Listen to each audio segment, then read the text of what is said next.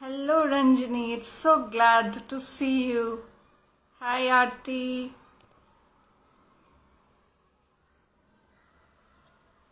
Welcome Ranjini.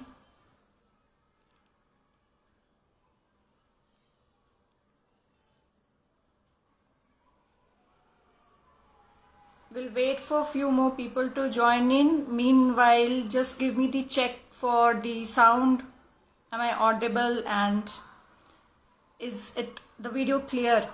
Is the video clear?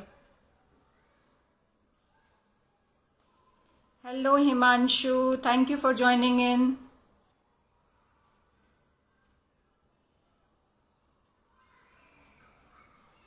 It's good to see our old audience joining back, even if the live is after so many days.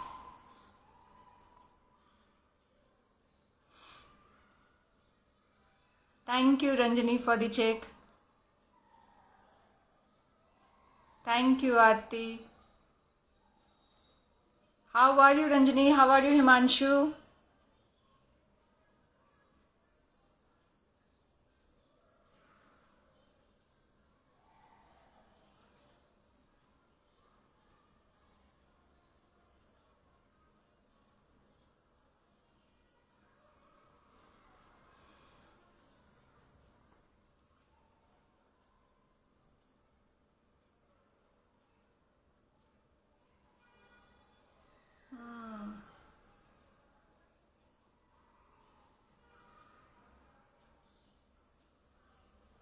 Hello, Pradanya. How are you? Good to see you here. Hi, sweetie. So lovely to see you here.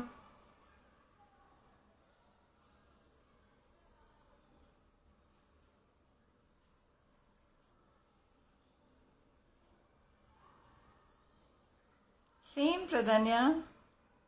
Fabulous, fabulous.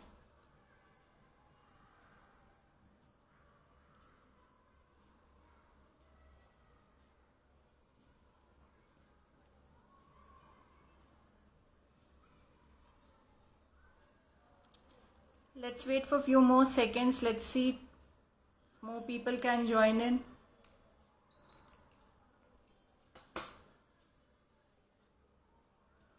Hello, Infinite Possibilities by Mahi. Good to see you. Good to see you, Dr. Natarajan. How are you?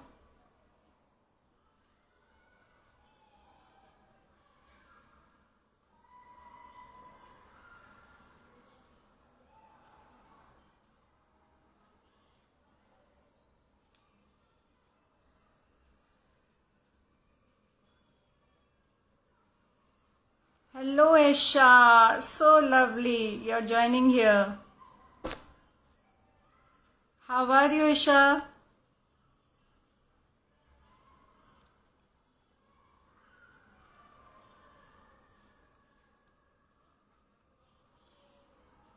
Thanks for the compliments, Mahi. Thank you, Esha. Wonderful. So, thank you everyone for joining in, whether the live is after so many months, but still. And today I have very special guest. She is Aarti. She has been in our channel earlier, and you can find her at Aarti underscore domestic coach, domestic violence coach, and she is a right person to discuss on the topic that we are having today. And why is it so? Because she herself has undergone through the domestic abuse and is a survivor. So salute to Aarti, and I would call her to join in. Wait for a few seconds. Aarti, can I have a request from you to join in? I'll send you the invite. Wait a moment.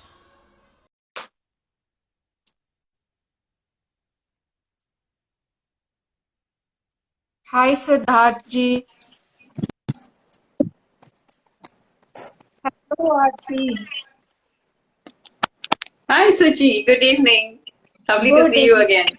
I'm really thankful that you have agreed to join in and have this deep discussion on the topic of abuse.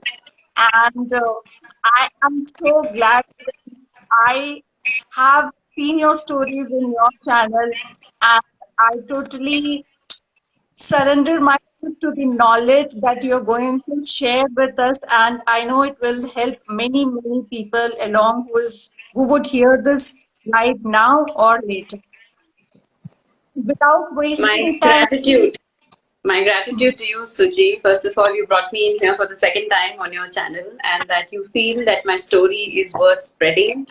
My experiences, if they can help somebody else, I'll be grateful. So, thank you. Wonderful.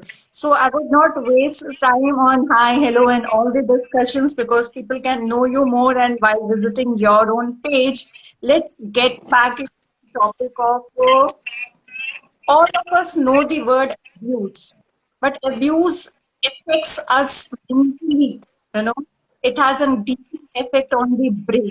So can you help us understand how does abuse affect brain? So, if I can actually get into a little exercise to answer this question to you, may I request you and the audience to close your eyes just for 5 seconds? That's all the time I'm asking of you. Okay. Okay. And at the count of five, four, three, two, and one, if you can open your eyes and tell me, what did you think of abuse? What is the visual that you got when we started out this discussion, and when you closed your eyes, what is the visual that you got? Before Especially when you I closed. take my answer, let's hear our audience today. So, what is abuse to you? And let's share your answers, audience. What does come? What does come to your mind? What comes to your mind?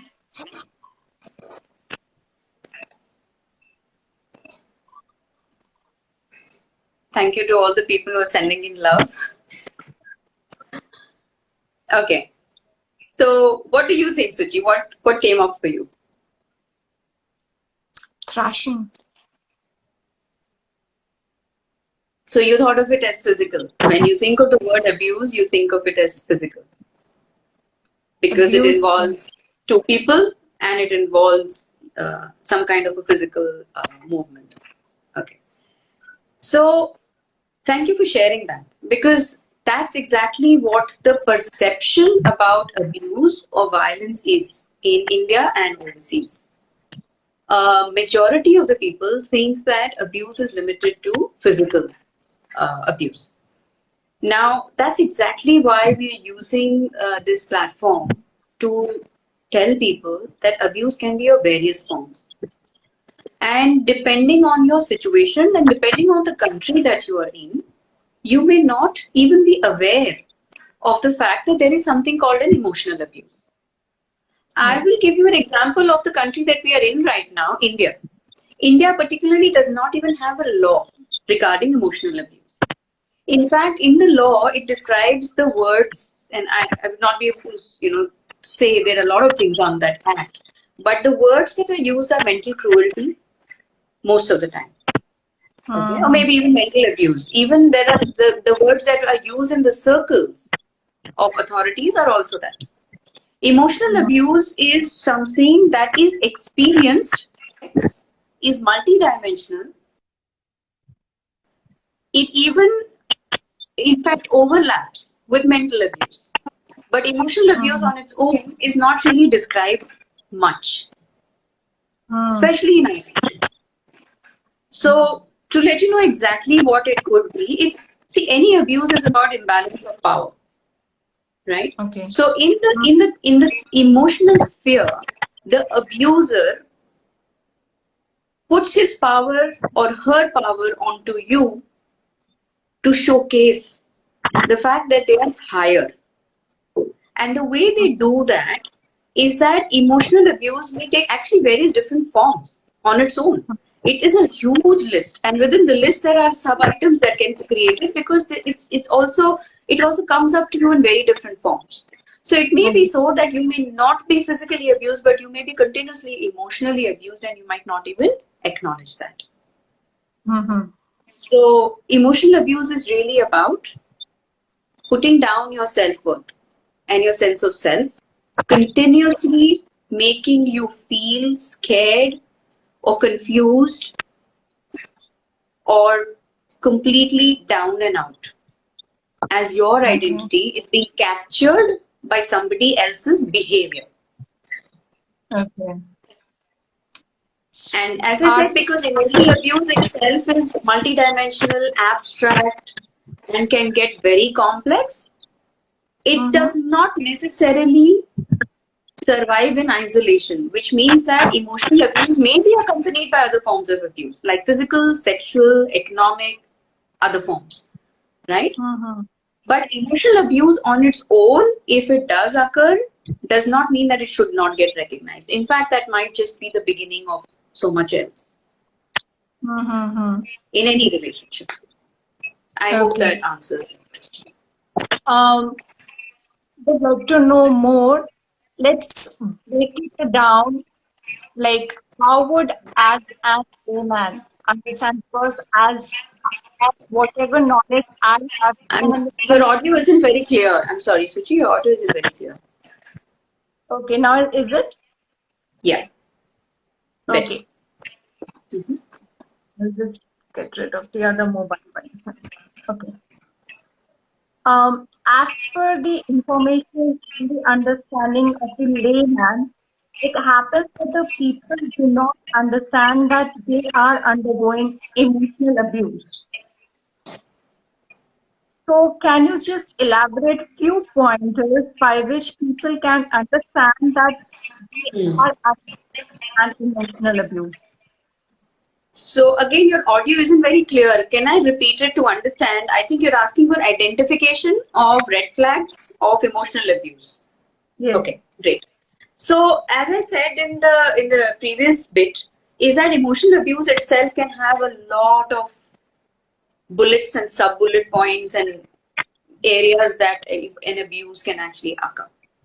Mm-hmm. The broader aspects of this is that we're talking about two people minimum involved in the abuse, and there can be more. One person Okay. can be abused by many more as well in the same context, in the same environment, maybe different relationships. So that Mm-hmm. makes it even more troublesome for the person who's getting abused. But some of the things that people can do to abuse you emotionally is verbal abuse. That's also a part of emotional. So basically, calling you names or using cuss words, not using the right language, being disrespectful. It might sometimes even happen that you might look like a trophy, again, depending on the relationship. We're Mm-hmm. not always talking about a spousal relationship when we talk about emotional abuse. It could Right. even be an abuse between a teacher and a student. It could be an abuse between a co-worker, between two co-workers. It could be an abuse between bosses and their subordinates. It could be a lot. But again, it's a perception, right? We're talking about abuse and people think physical and people think a husband or a wife. So that's something we want to break down here. So coming back, yes, we're talking about putting you down in different ways. So verbal abuse of various kinds, calling you names, criticizing you, Mm-hmm. right? Putting you down in a way that hurts your self-esteem, hurts your self-worth. Right. They might even end up. So, for example, if you're in a relationship where you're cooking for somebody, and somebody might even have a way of telling you as a pattern that you cook horribly, Mm-hmm. without giving you constructive criticism or without ever appreciating you, they're only looking at the negatives, even if the negatives are untrue. It might be a made up Mm-hmm. story, but it is more again about the power imbalance that we spoke about.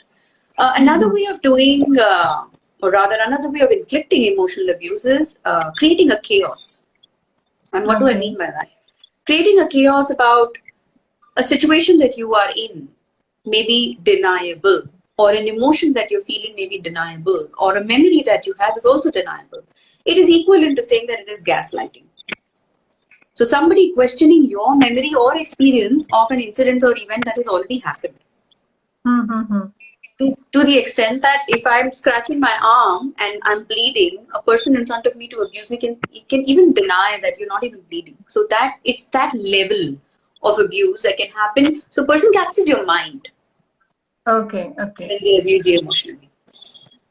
Aarti, you have given us 4 5 around pointers, and let's get deeper understanding of this 5 or 6 pointers before you give us more points of understanding the emotional abuse.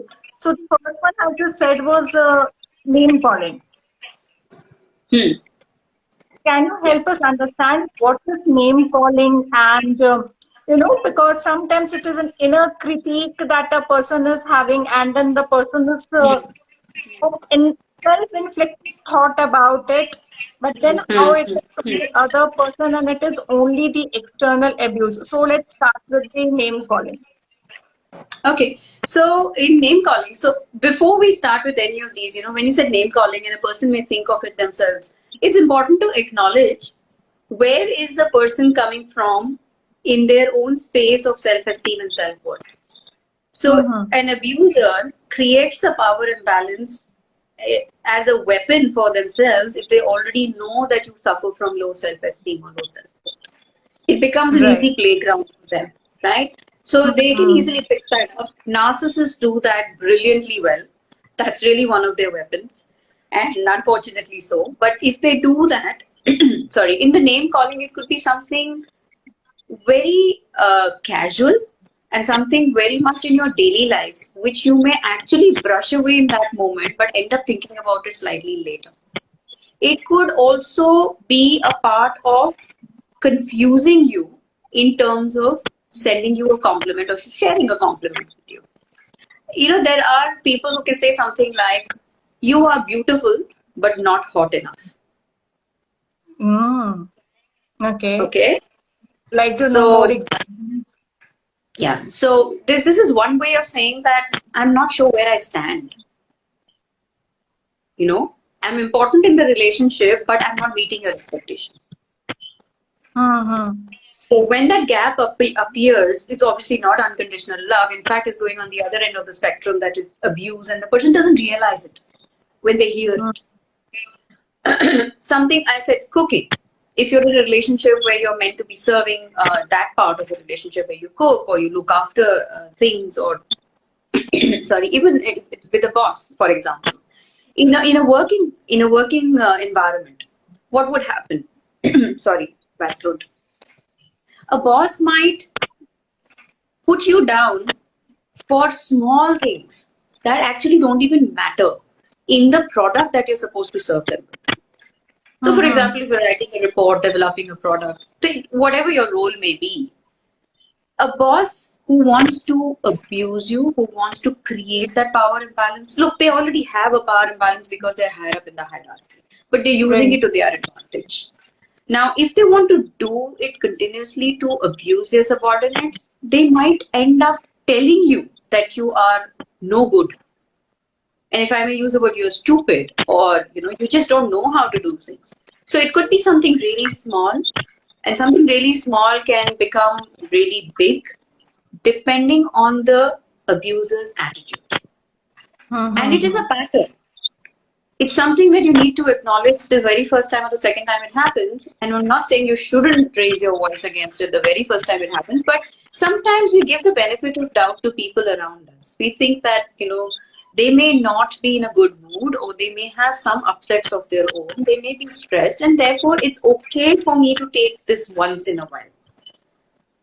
But watch out for a pattern on name calling. And it can be really brutal in a space where you are alone and you end up thinking about it and you said, you know what, I didn't sign up for this. Right. Right. So basically, at the end of it all, the bottom line is whichever form it comes to you, and even under name calling, if it hurts you, Mm-hmm. it is abuse. Right. So, Okay. Aarti, we have a statement here that you're saying that being educated people can still do this. Yes, Oh I yes, absolutely. nothing No related to surprises there. nation, society, country, continents. It can happen anywhere. It's not only in India, it is everywhere.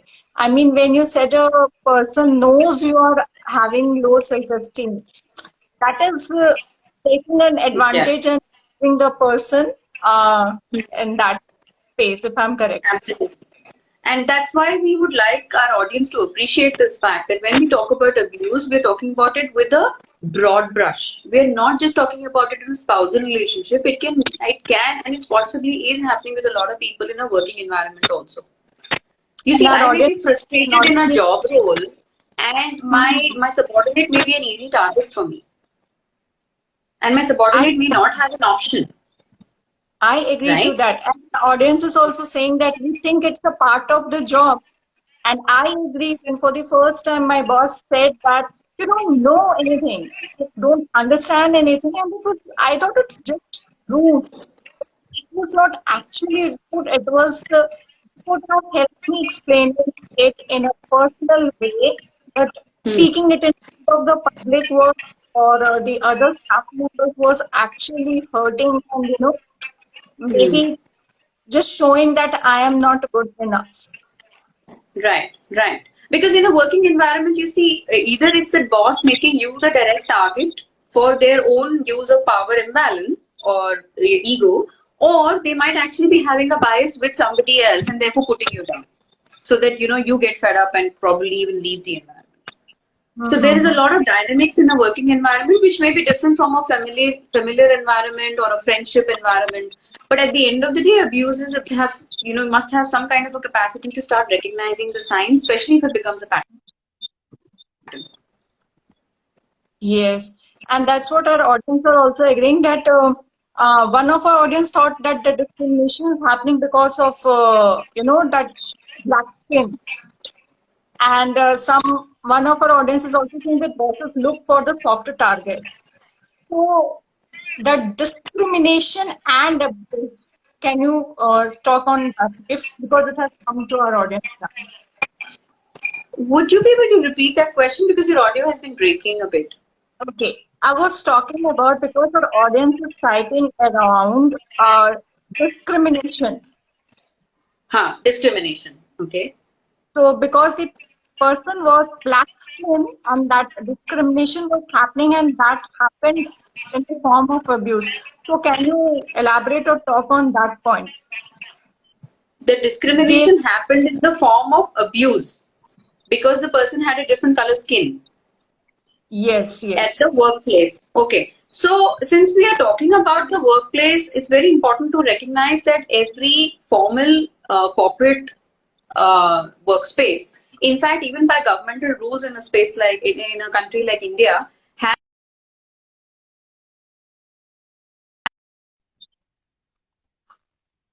rules are around harassment at the workplace. Generally around Mm-hmm. sexual harassment at the workplace. Posh relates to that, but there is a lot of firms and companies which are now sitting up and taking notice of the fact that abuse cannot be lightly taken. So while there are laws around sexual harassment at the workplace, any kind of harassment can be taken through your human resources department, or basically speak to another person of authority in your workplace and bring it to their notice. So very much Mm-hmm. there is a mechanism, there is a framework that corporate sector as well as so many other types of organizations in India can use, and that is the POSH framework that is available at the workplace in India. So any kind of discrimination, whether it's sexual, ethnic, cultural, skin-oriented, gender-based, anything of that sort, is not taken lightly anymore at the workplace. And most Mm-hmm. organizations of a certain number of employees are mandatorily having to create a committee around it, and abuse can be taken up to them. So Yes. if you're one of those who needs to have more information about this at your workplace, do go and look up the HR policies and see what POSH is all about, especially in India. Okay. And So yeah, I we was can in possibly the even talk about that at another deeper level some other time, since this is a very interesting aspect of abuse as well that needs to be brought to the last. surface, Suchi. Yeah. Absolutely. So let's get to the next point. We were talking about name calling, and I think so that includes some portion of guilt and shame that has been created. Yes, so it's a cycle. It's a cycle. The moment, and actually, you may be a person with high self-worth and self-esteem, you might just end up getting stuck at a place like Mhm. that. Or for somebody who has a lower self-esteem and self-worth and they're experiencing abuse, it's pretty much coming from these spaces that somewhere your self-worth or self-esteem creates a space where you carry some guilt or shame from the past. Or Right. what you are today is not, you don't feel good enough about it. So Mhm. you're lacking self-love. You're not just Mhm. happy with how what you show up as Mhm. physically, mentally, emotionally, spiritually, even sexually. Sometimes people Mhm. are just not comfortable with who they are, and it shows up in their environment. Absolutely. And then um, they attract a worse situation for themselves. Okay. And mind you, when I say that, actually, it's not even a case of guilt and shame because that's just lack of self-love. But what Mhm. one must recognize, whoever is getting abused in whichever situation, in whichever environment, the abuse is never the fault of the person who is abused. Never. Please note that. Absolutely. Yes, this Okay? is the Because, point that the person yes, needs to yes, always remember that it is not your fault if you are undergoing emotional abuse. yes. Because, see, this is a very layered kind of an experience. You come into an environment with low self-esteem or low self-worth, you're feeling like you're not good enough to be with the next person, whether it's a boss or a spouse or a friend. And then the next person catches on to that. And it is the Mhm. value system or the principles of that person which makes you a target. You lack Okay. self-love, that's another thing altogether. You have Mhm. a place where you can do some inner work for yourself. You can get yourself coached. You can do a lot of things with yourself. But whatever you are does not give somebody else the right to abuse you. So please create that Absolutely. distinction that if you are abused, doesn't mean you have to become more guilty or more shameful for what you are or who you are. In fact, that's an Mhm. indication that you rise up and do something about it. And to add on that, when we are into a relationship with a work environment or friends or a teacher, any place or a relationship spouse and spouse relationship also, should be that the other person is supportive towards helping you grow into your life rather than taking it as a point of making you feel more negative towards your own self. Brilliant point, Suchi. Brilliant point, absolutely. Because this is the ideal world thinking and dreams that we have as people. When I Mm-hmm. go into that job, I'm going to look at only the best things available. And when I go into that marriage, I'm only going to look at the best things available. And that's how I make my choice in the knowledge and wisdom I have at that point in time. Not knowing Right. that in reality, the situation may unfold differently.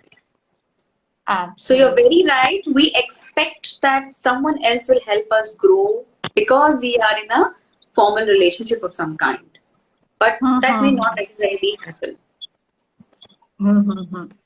So, Aarti, I know that can be also a deeper discussion again, but let's get into the red flags and understanding because a person needs to first realize that they are into an emotional abuse. So, can you just give few more examples for the topic like isolation? When Hmm. most of the relationship, the person is getting isolated. So, how can an individual who has been emotionally abused understand that what is isolation and what is it happening and how is it the part of emotional abuse? Okay. So, see, in a relationship, especially now, this is to be again distinguished between, say, a workplace and a familial relationship. At a workplace, you might not be getting the kind of opportunities that maybe your contemporaries do, and you may well deserve an opportunity like that. So that also creates an isolated feeling for you. That is abuse. All right. At the family level, if it's a spousal relationship, for example, the isolation may be as uh, funny. And the reason I call it funny is that because it's really strange the way it happens, is that they might not give you access to their own families and family and friends, right? If it's a Mm. spousal relationship. They might also prevent you from meeting your own family or friends. Or Mm-hmm. they might track you down in terms of the calls that you're making or the people that you're meeting. And that is an infringement on your privacy and your freedom and your rights as a person. Doesn't matter what the kind of relationship it may be. And that isolation happens mostly in a narcissistic relationship. The reason is that because the narcissist is gives a picture of their personality in a certain way to their network of people, and they are a different kind of person with you in the four walls. Now, if you meet their family and friends, you might come up with a different picture of that same person. Now, that's the conflict that they can't bear. That's the conflict that they have to keep themselves safe from. And that's also giving them the power imbalance to work Mm-hmm. with. Right? So, that kind of isolation is also isolation. Okay.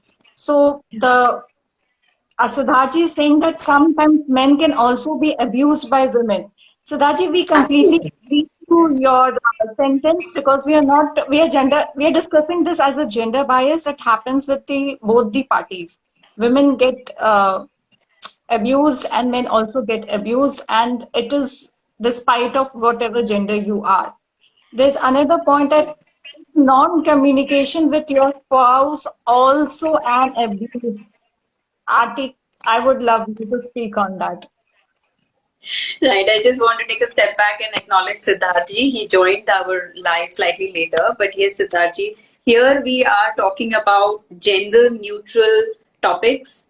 And that's why we are not referring to only a husband or a boyfriend or a male boss. Okay. So yes, we are gender neutral when we say so. Of course, there are some specifics that can be the kind of abuse we're talking about, some specifics that maybe a woman experiences more than a man and vice versa, but let's not get into that level of detail here. But yes, we're talking gender neutral. To Radigonzi's question about non-communication. Yes, thank you so much for making that point. It is definitely a form of abuse. Why is it a form of abuse? Because a communication is very important for various different aspects in a relationship. And if the communication does not happen, if the abuser creates those barriers, that is stopping you from realizing the full potential of the relationship itself. And that's the start point. Whether you want to make a communication on finances, on sexuality, on household, on children, on family relationships, on anything. I mean, you can talk about the world in a spousal relationship. And the moment that barrier comes in, the actually that is the power imbalance which doesn't exist but it's created. Right. And anyone can do that, either the husband or the wife. Mm-hmm. It's like putting your hand up and saying, talk to my hand, and that's it. You can't do anything about it. So what happens is that you feel the communication can start to help you in some way, start to help you address things in some way, but because that start point itself is sort of nipped, it's you don't have a choice, you start to feel more abused. Absolutely. And that's where you So, start looking for external sources of help, more or less, mm, because you sort of you've sort of explored that part where you thought that you could have communicated and resolved the problem, but communication or non-communication itself becomes an abuse. So fantastic point, Radi Gonzi. It is in fact a very big issue in many.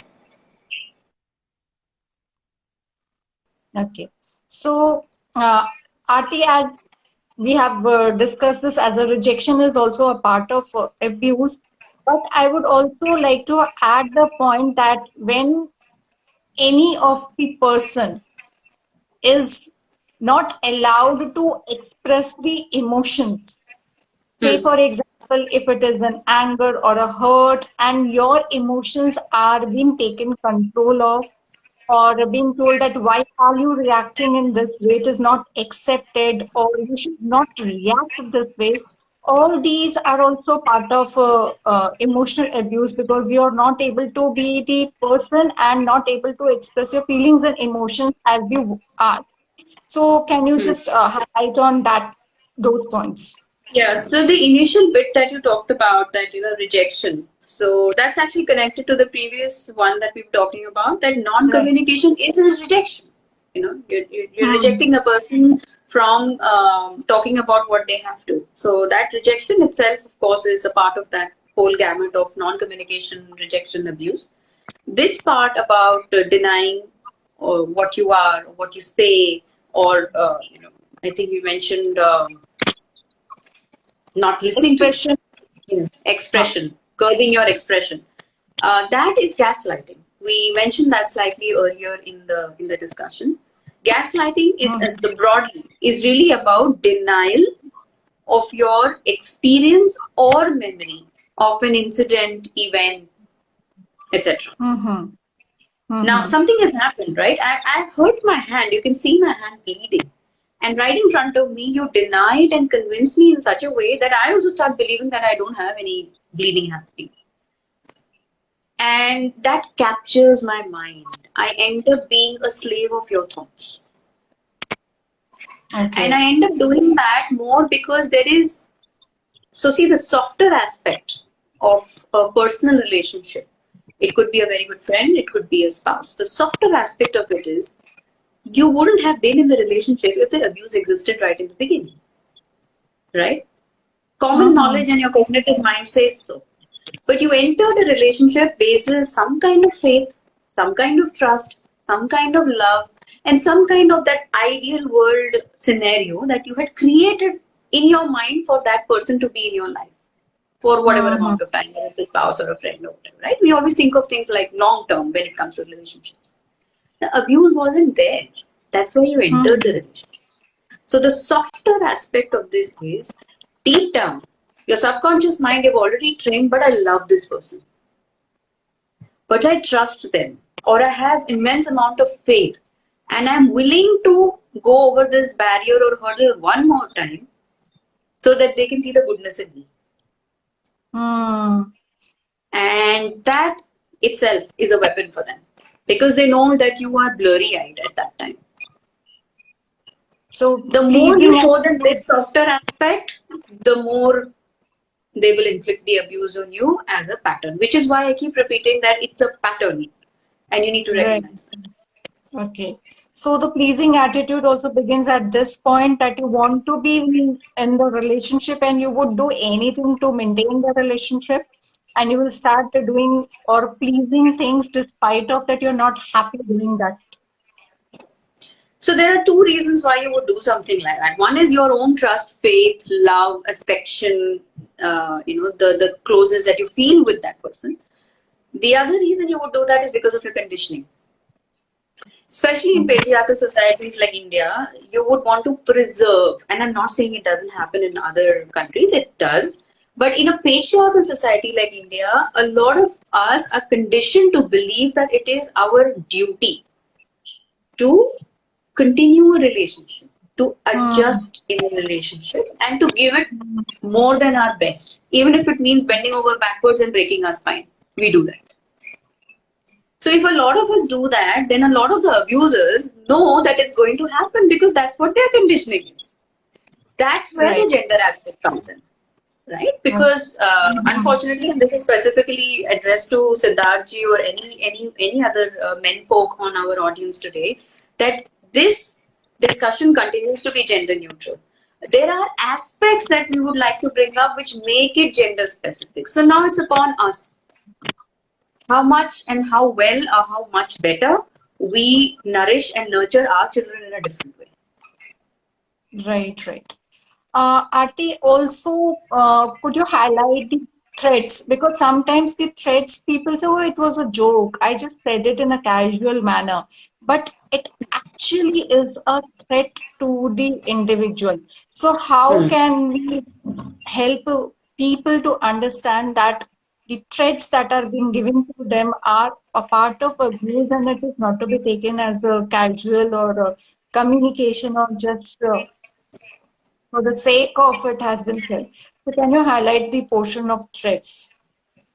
So threats Any? to the individual, and then the individual, the abuser denying it. Is that what you're referring Yes, to?